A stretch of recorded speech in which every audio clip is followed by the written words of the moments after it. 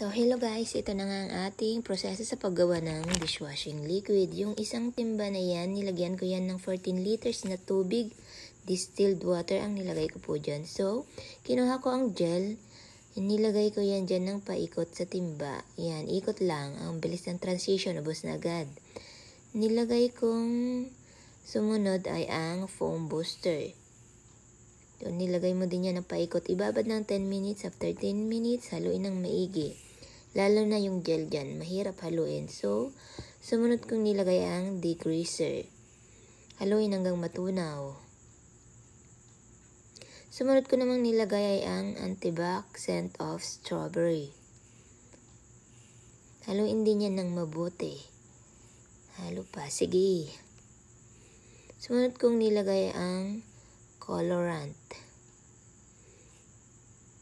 Yan, sayang. Sige, dip mo pa. Halo pa. Yan, haluin ng maigi.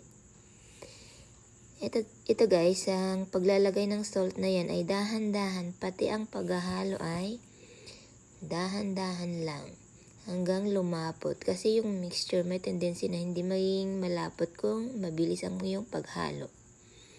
So, ayan guys, after mo mahalo maigi, leave it for 24 hours. Takpan ng maigi and then, tsaka lagay sa bote. Follow for more.